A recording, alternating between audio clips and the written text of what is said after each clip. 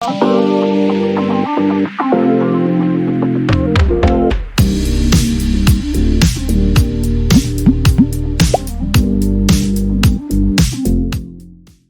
kan udah kelar ya sesi sharing kita.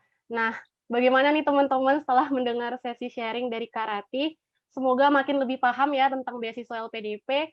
Nah, kali ini aku mau buka sesi tanya jawab buat teman-teman yang masih bingung mengenai beasiswa LPDP. Nah, kalian boleh langsung tanyakan ke Kak Ratih. Nah, buat yang mau bertanya itu boleh raise hand ataupun unmute ya. Hai. Halo Kak, terima kasih sebelumnya Kak untuk sharing-nya, juga ilmunya yang barusan disampaikan kepada kami, luar biasa. Sebelumnya perkenalkan, saya A.A. Hermawan, sekarang baru masuk semester 7 dan memiliki niat serta rencana untuk mengikuti kegiatan LPDP.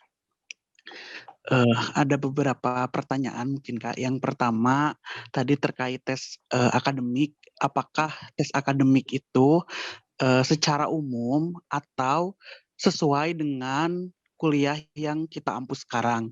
Itu yang pertama. Lalu yang kedua, kan kan saya pernah baca gitu Kak, pernah research juga di website LPDP, di buku panduan dan lain sebagainya, ketika kita misalnya menerima LPDP itu untuk strata 2, tetapi di pertengahan itu dasar kita untuk, melanjutkan S3. Nah, apakah kita bisa kembali mengajukan LPDP di tengah perjalanan itu atau harus daftar kembali seperti biasa? Seperti itu, Kak. Dan, mungkin satu lagi, Kak, tips untuk membuat motivation letter, esai, dan sebagainya yang baik itu bagaimana? Barangkali itu saja. Terima kasih. Mohon maaf atas segala kekurangannya. Wassalamualaikum warahmatullahi wabarakatuh. Waalaikumsalam warahmatullahi wabarakatuh. Halo Hermawan, aku panggilnya Hermawan ya. Pertama-tama tentang tes akademik ya, itu tesnya umum. Nah, kita LPDP based on pengalaman rekan-rekan saya, aku yang baru tes beberapa hari yang lalu, itu menggunakan tes bakat skolastik atau TBS. Oh maaf, ada 2. Jadi akademik itu ada 2. Pertama tes bakat skolastik, di mana tes itu terbagi 3, 1 penalaran verbal, 1 kuantitatif, 1 lagi pemecahan masalah. Dan yang kedua itu tes kebangsaan. Case study sih bentuknya. Bentuknya case study, tadi kita diberi pertanyaan, lalu kita jawab ABC. Sesuai dengan mana nih feeling kita yang kira-kira cocok dengan pertanyaan itu. Dan apakah nanti merepet dengan jurusan yang akan kita ampu, mungkin telah ya, yang jurusan S1 yang telah kita ampu atau yang nanti akan kita ambil, umum. Itu umum. Spesifiknya itu diwawancara di saat kita ketemu dengan ahli di bidang yang kita daftarkan. Itu, lalu S2 dan S3. Jadi kalau kita sudah sedang S2, syaratnya adalah kita harus menyelesaikan studi S2 kita dulu. Tapi untuk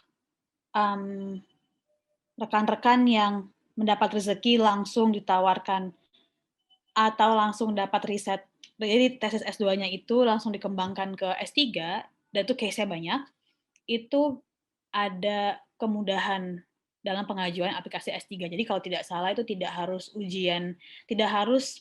ada ujian yang di skip karena kita dianggap telah memenuhi syarat. Tapi untuk teknisnya kayak website sih untuk itu. Tapi memang kalau tanya bisa atau tidak, bisa langsung S3, tapi kita harus selesai S2 dulu. Gitu. Dan tips untuk membuat motivation letter, tadi aku udah sempat cerita bahwa kita harus humble bragging. Pertama, misalkan kita mau menjawab sebenarnya apa sih kontribusi kita terhadap negeri ini. Pertama, pikirkan dari mengapa kita mau mendaftar LPDP. Maaf, pasti kan kalau kita pengen sekolah S2, dan S2 apa yang pengen kita ambil? Misalkan kalau saya jurusan, saat itu aku jurusannya bahkan bukan Development Studies, aku mendaftarnya adalah East Asian Studies, itu kajian Asia Timur. Karena S1 aku sastra Cina, UI. aku bilang bahwa aku ingin mengambil East Asian Studies karena aku ingin menjadi ahli ilmu Tionghoa RRT di Indonesia. Dan di situ saya bilang, dan aku bilang kontribusi aku adalah aku bisa menjadi, dia tangible gitu, bentuknya personal. Jangka pendeknya saya ingin menjadi, saat itu saya bilangnya saya ingin menjadi, aduh jangan ketawa ya, satu aku belum jadi diplomat, tapi satu aku bilang saya ingin menggunakan ilmu saya ini untuk mendaftar menjadi diplomat, itu untuk jangka pendek, dan jangka panjangnya saya ingin menjadi jembatan penghubung antara Indonesia dan RRT, di mana RRT merupakan salah satu mitra Indonesia yang paling erat di bidang sosial, politik, dan ekonomi. Dan itu kan kelihatan tuh jangka pendek, jangka panjang. Lalu nilai jual apa nih yang bisa saya tawarkan? Saya bilang, saya mampu berbahasa Mandarin dengan cukup baik. Saya state juga, saya pernah mengambil semacam tes bahasa Mandarin. Ini adalah modal saya. Lalu saya juga pernah mengikuti beberapa kegiatan student exchange, dan ditambah juga bahwa saya bekerja di perusahaan China. Itu kan kita ada break-nya. Tapi di bawahnya kita harus bilang room of improvement. Aku waktu daftar belum punya LOE unconditional, jadi aku daftarnya pakai jurusan yang berbeda saat aku ambil. Dan pertengahan daftar aku akhirnya komunikasi dengan LPDP, dan pada akhirnya aku berubah menjadi development studies. Cuman gambarannya itu, jadi kita ambil nilai plus dari jurusan yang kita ambil, pelajari betul jurusan itu, dan jurusan A, kampus A, keunggulannya apa aja. Kenapa sih kita ngambil East Asian Studies? Kenapa sih kita ngambil jurusan A di kampus A, padahal kampus B juga offer jurusan itu? Apa sih nilai jual kampus itu yang sebenarnya bermanfaat bagi self-development dan bermanfaat bagi masyarakat luas, gitu. Itu sih, semoga membantu ya. Dan nanti tentunya itu dikarang dengan flow-nya yang oke. Jadi kita buka dengan motivasi, boleh dengan sedikit bercerita background pendidikan kalian, kenapa kalian ngambil jurusan S1 kalian, seperti itu. Oke, semoga membantu Hermawan. Semoga membantu ya Hermawan. Nah ini Kak, mungkin aku bacain beberapa pertanyaan dari kolom chat. Ini ada yang mirip-mirip. Dia bertanya mengenai nilai akademik. Jadi dia bertanya tips mengejar nilai akademik untuk daftar beasiswa. Dan ini sekalian saya rangkap aja ya Kak. Apakah nilai akademik harus mendapatkan nilai yang bagus? Ini ada yang nanya sih Kak, apakah LPDP bisa untuk S1? Terus juga ada yang bilang, adakah batas umur untuk S3? Gitu. Pertama-tama nilai akademik. Betul, beasiswa LPDP itu punya minimum IPK yang harus kita dapatkan saat mendaftar. Aku tadi cek saat ini minimal IPK 3. Dan kalau tips bagaimana mengejar nilai akademik, aku pribadi kurang. Tadi yang nanya nggak bilang sejurusannya apa. Tapi kalau saran dari saya adalah kalau masih punya setahun, kamu hitung, kamu perbaiki nilai kamu di mata kuliah. Kalau aku ya dulu, karena aku dulu ada mata kuliah opsi utama, ada mata kuliah belanja. Dan di mata kuliah belanja pilihan itu, aku coba kejar nilai-nilainya. Jadi aku kurang bisa ngasih tips sih, karena aku kurang tahu juga deh jurusannya apa, kampusnya apa. Tapi kalau masih punya waktu 6 bulan atau 1 semester, 1 tahun, itu bisa dikejar dari nilai-nilai mata kuliah pilihan. Dan mudah-mudahan bisa dikejar di skripsi yang SKS-nya besar. Dan aku lupa cerita juga. Bagi yang sedang atau akan menyusun skripsi, judul skripsi itu juga hal yang bisa kita sebutkan atau kita pitching di esai ataupun saat wawancara. Jadi saya ingin mendalami ilmu A karena skripsi saya A tentang B. Jadi kalau saya memiliki fondasi ilmu-ilmu yang cukup baik untuk melanjutkan sekolah di A gitu. Jadi please do well on the final tesis sih untuk S1 skripsinya. Itu. Apakah ada untuk S1? Setahu aku itu untuk LPDP sendiri itu hanya S1, S2 dan spesialis dokter saat ini. Tapi beasiswa pendidikan Indonesia itu ada S1. Kalau misalkan kita buka Kemendikbud, itu ada beasiswa S1 untuk jelas untuk guru, untuk calon guru. Dan beberapa pekerjaan teknis lainnya itu mungkin bisa dicek di website-nya Kemendikbud, atau kalau tidak salah ada link-nya juga deh di LPDP yang melink ke beasiswa pendidikan Indonesia secara overall. Lalu batas umur S3 itu ada umurnya di 40 tahun. Jadi kalau batas umur pendaftaran S2 itu 35, dokter itu 40. Oke, next question ya Kak. Ini ada Yes. yang nanya lagi tips nulis esai gimana tadi yang mungkin yang Kakak sempat bahas tadi kali ya, supaya bisa humble gitu, tapi positif dan nggak sombong gitu gimana ya Kak? Tadi aku udah sempat singgung dikit sih. Pertama kita state bagaimana cara untuk nggak sombong aja kali ya. Kita selalu harus sadar, kan tujuannya kenapa kita daftar S2, karena kita sadar kita ada yang kurang kan dalam diri kita, makanya kita mau sekolah lagi, mau sekolah S2, mau sekolah S3, mau ngambil spesialis dokter. Nah, kita nyari gap-nya di situ. Saya udah oke nih di A, B, C, tapi untuk mencapai goal saya, long term saya masih butuh ini, masih butuh kekurangan skill ini, gitu. Dan itu di-offer di jurusan dan kampus yang saya ingin ambil. Misalkan saya ngambil contoh ya, saya mahasiswa HI di kampus A. Saya udah ikut MUN, ikut A, B, C, D, E, F, G, H, I, J, K, L, M, N. Lalu saya udah oke banget, tapi saya ingin ngambil S2 di ini.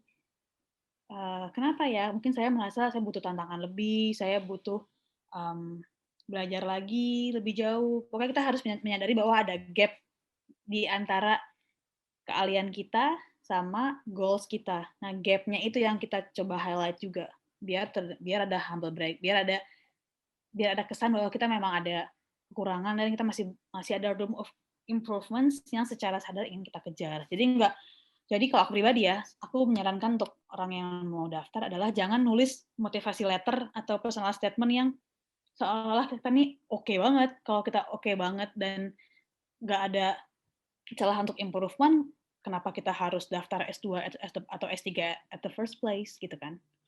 Kayak kalau kita udah kayak canggih banget, oke banget, ya udah nggak usah sekolah aja, kita kasih aja buat orang yang membutuhkan gitu. Ada yang nanya nih dari Ida Ayu, skema beasiswa apa yang bisa di-apply untuk kami yang bekerja sebagai tenaga pengajar di universitas?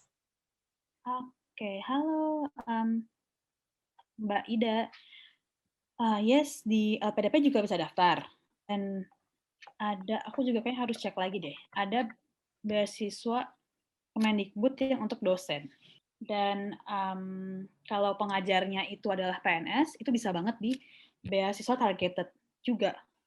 Beasiswa targeted dalam arti untuk yang PNS, TNI, Polri ya, itu kan juga bisa satu untuk tenaga pengajar yang sudah PNS. Kalau yang belum PNS, dan dia berasal dari daerah yang masuk daerah prioritas pengembangan pemerintah, itu bisa juga daftar di afirmasi. Bisa juga di beasiswa reguler. Bisa juga di PTUD. PTUD itu agak unik. Jadi, kita bisa mendaftar kampus-kampus top 20 QS World Ranking kalau nggak salah. Itu bisa ada jalurnya sendiri gitu. Bisa juga daftar dari situ. Dan banyak banget sebenarnya opsi-opsi dan chance untuk pengajar. Apalagi kalau pengajar itu kan udah tangible banget kontribusinya terhadap masyarakat dengan mengajar satu orang, kita ini mengajar satu generasi untuk yang lebih baik. Jadi itu bisa banget untuk motivasi mendaftar beasiswa LPDP dan beasiswa pendidikan Indonesia as a whole. Gitu. Ini ada yang raise hand nih Kak, ada Gefrin. Boleh di-unmute, Gefrin? Assalamualaikum. Waalaikumsalam. Oke, terima kasih moderator atas waktunya. Di sini yang saya mau tanyakan mungkin sedikit curhat dulu, baru masuk ke sesi tanya jawab. Oke, yang pertama terkait beasiswa LPDP ini mungkin harapan kita semua pengen masuk di program ini. Karena program ini adalah salah satu program yang bisa membantu kita juga, baik dari segi ekonomi ataupun yang lainnya. Oke, yang menjadi pertanyaan saya itu, ketika kita sudah diterima di beasiswa LPDP, apakah sesuai dengan kontrak ya antara program LPDP dengan penerima beasiswa, bahwasanya pengabdian apa yang akan kamu lakukan ketika sudah selesai studi S2, misal gitu.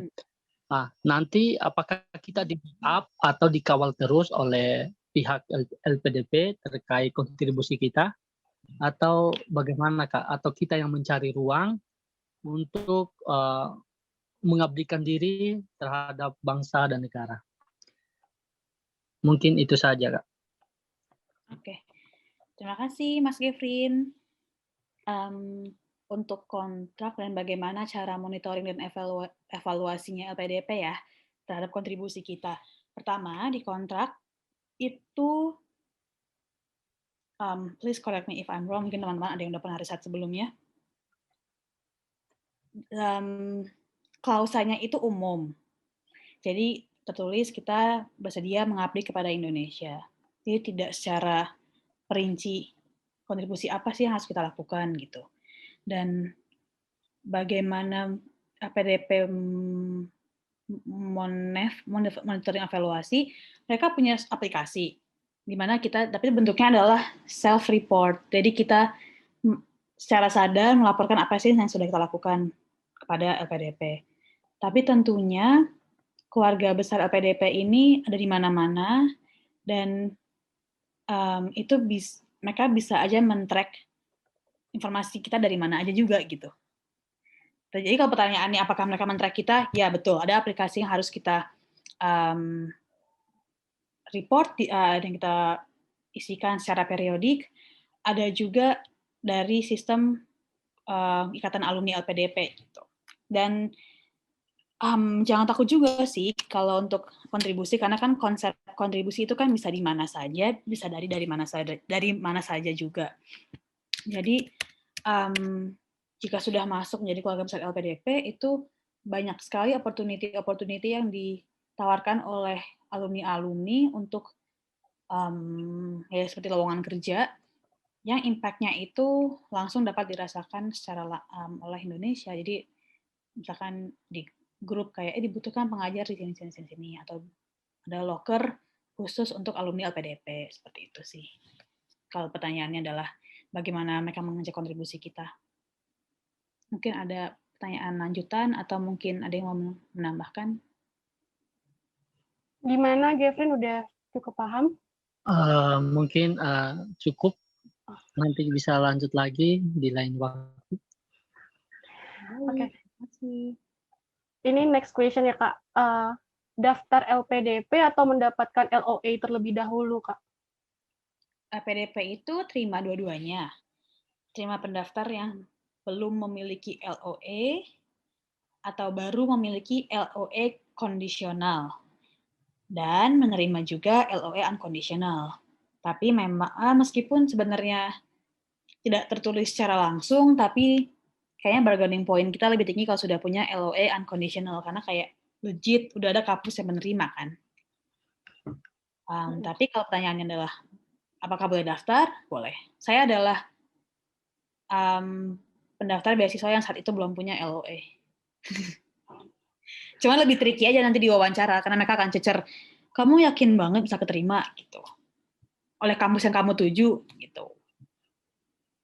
Dan LPDP itu memberikan waktu, kalau tidak salah setahun deh, untuk kita mendapatkan LOA unconditional dari pengumuman kita keterima. Kalau ini ada dari Zainur, kalau tips waktu wawancara itu gimana nih Kak, tata krama dan apa aja yang ditanyakan kira-kira?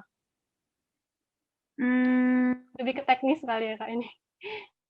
Nggak apa-apa. Oh, nggak apa-apa. Wawancara itu anggap aja kita sedang berbicara dengan seorang yang lebih tua, lebih ahli, bukan lebih ahli ya, orang yang ahli dan yang sudah mungkin lebih lama berkecimpung di dunia bidang tertentu. Jadi yang pertama kita harus pede, relax. Ini basic banget, tapi ini penting banget. Dan tips aku adalah selalu senyum dan selalu tatap mata pewawancara. Karena ada psikolog kan di antara panel itu. Jadi kalau kita nunduk terus atau kita jawabnya ngalor ke matanya kemana-mana, kayak seperti ngarang, mereka tahu aja gitu. Mereka tahu aja kalau kayak kayak ini ngarang. Gitu. Jadi 3S senyum, sapa, sopan ya, 3S itu. Jadi kita harus bahasanya yang sopan. Kalau kita mau mencarikan suasana, ice breaking, kalau kita memang ahli di bidang itu oke banget, asalkan waktunya tepat. Jadi menjawab dengan intelek, tapi juga ada aura bercanda itu juga boleh banget. Apakah perlu shake hand atau tidak, itu totally up to the partisipan. Ada yang kurang suka, jadi maunya gini aja. Tapi yang penting salam sih. Yang penting salam, mau dengan hanya anggukan, atau mungkin dengan tangan, gestur tangan, atau jabat tangan. Kalau aku sih suka jabat tangan. Aku suka kayak firm jabat tangan sambil ngelihat pewawancaranya. Cuma kan COVID ini agak susah ya, jadi aku kurang tahu nih kalau pandemi sistemnya apakah via Zoom itu bagaimana, tapi yang jelas kita harus tatap matanya, ngomong itu lugas, karena bayangkan mereka sudah berbicara dengan orang seperti kita tuh ratusan puluhan di hari yang sama. Jadi bagaimana, dan mereka tuh akan menuliskan oke atau tidak mostly saat ngobrol sama kita. Dan kalau kita memang bisa banget ngejual, ini terjadi di angkatan aku ya. Kalau nilai kita sebenarnya kan, kalau mungkin secara nilai kita sebenarnya di bawah batas minimum, tapi kita bisa banget ngejual ide-ide kita ke panelis, itu bisa terima. Karena makanya aku bilang paling penentu tuh wawancara. Karena mereka yakin bahwa orang ini tuh tulus gitu. Jadi tulus, dan memang orang ini jujur. Kan ada yang orang nulis esai bagus banget, tapi yang nulis bukan dia. Itu, dan pas diwawancara kayak nggak nyambung aja gitu. Itu ketahuan. Dan pertama secara sopan santun, kita harus sopan santun. Ketika diajak ngomong kita lihat matanya, dan vice versa ketika orang itu kita ngomong juga tatap matanya, jangan pernah motong.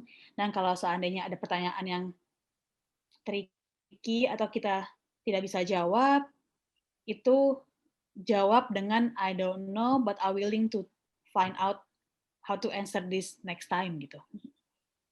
Atau jangan kayak langsung saya nggak tahu, jangan gitu. Kita bilang saya saat ini belum memahami bidang itu, tapi saya belajar gitu. Kalau ada pertanyaan yang sedikit sensitif secara personal, jangan langsung trigger warning gitu. Jangan langsung, karena mereka kadang-kadang sengaja melemparkan pertanyaan-pertanyaan yang kalau dipikir apa hubungannya sama esai ya gitu. Jangan langsung kayak ngegas kayak sumbunya hilang gitu, jangan. Tetap senyum, tetap berwibawa juga, dan physically juga harus rapih ya. Lalu yang paling penting, kuasai personal statement atau apapun esai yang kita tulis. Itu kuasai, karena itu akan sering diangkat juga. Oh, kamu bilang kamu pernah A, coba elaborate lebih lanjut. Mereka sih nggak akan ngasih pertanyaan yang, jadi mereka tuh mentalnya bukan mental untuk tidak meluluskan, tapi lebih ke kayak meyakinkan bahwa orang ini cocok dengan bidang studi yang dia mau ambil. Jadi bukan kayak, dia nggak oke, jadi dia gagal. Bukan, karena kan sebenarnya tidak ada ruginya juga untuk panelis kalau kita lulus kan. Toh juga bukan uangnya panelis gitu secara langsung. Tapi mereka tuh mentalnya lebih ke kayak, oh orang ini sudah matang persiapannya dibandingkan orang lain. Ataupun misalkan kita tidak rezeki di percobaan pertama, anggaplah kita memang karena persiapannya tuh kurang matang, lebih ke situ sih. Jadi jangan yang langsung baper lalu kayaknya ini sama gue deh panelisnya, itu enggak. Oke, sedikit sanggahan tadi terkait wawancara. Mungkin agak lebih menariknya tadi pas kalau tesnya lagi tes offline. Nah, tadi kakak sukanya salaman jabat tangan. Itu apakah pas kita masuk sebelum kita duduk ataukah setelah selesai wawancara baru kita salaman? Ini sebenarnya tidak ada aturan wajibnya bagaimana. Itu kalau saya pribadi, aku suka masuk dan keluar salam tangan. Gitu. Bukan cium tangan ya, salam tangan. Profesional salam tangan gitu. Iya, Kak. Iya. Jadi menandakan bahwa, tapi sebenarnya itu nggak wajib sih.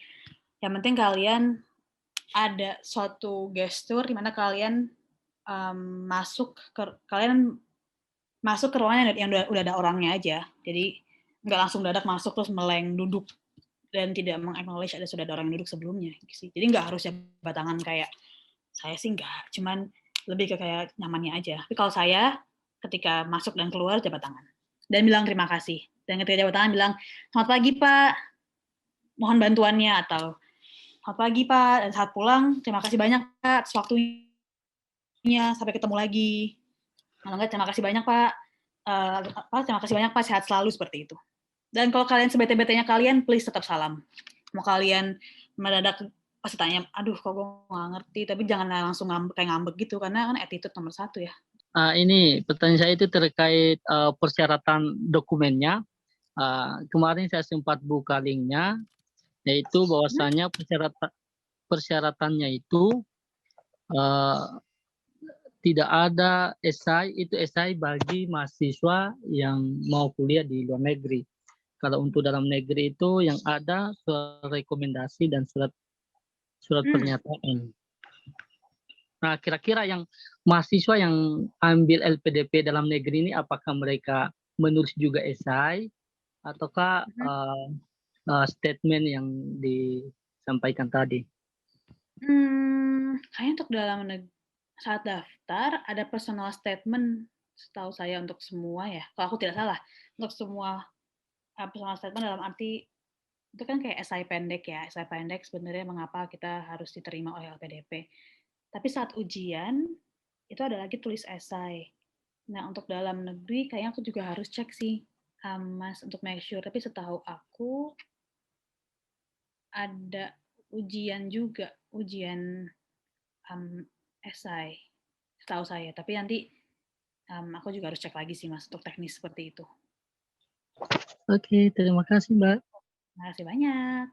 Ini berhubung karena kita udah di sesi penghujung sharing nih, aku mau ngucapin terima kasih buat Kak Ratih yang udah mau bergabung dengan aku hari ini, dan juga mau ngucapin terima kasih buat teman-teman semua yang sudah bergabung dan sudah bertanya dengan antusias di Zoom ini. So, gabung lagi dengan kita di BBB berikutnya. Untuk yang pengen tahu atau dapat info beasiswa lebih lanjut nih, atau beasiswa apapun, boleh banget untuk follow Instagram-nya @universitas123, dan jangan lupa untuk subscribe YouTube kami, Universitas 123 ya. Nah, sekian dari aku. Sampai jumpa. Terima kasih semuanya. Sampai jumpa. Terima kasih banyak. Ini 123. Sampai jumpa, moderator. Terima kasih. Sampai jumpa. Terima kasih. Terima kasih narasumber atas ilmunya. Terima kasih, Kak. Sama, sehat selalu. Nah, teman-teman kalau suka dengan video seperti tadi, jangan lupa untuk klik like, subscribe, dan komen. Atau teman-teman juga bisa buka nih website kita, www.universitas123.com, atau kunjungi sosial media kita, Instagram kita, TikTok kita, atau join di grup Telegram kita. Di sana, teman-teman akan dapat banyak sekali informasi yang teman-teman butuhkan. Oke, sampai jumpa teman-teman. Bye-bye.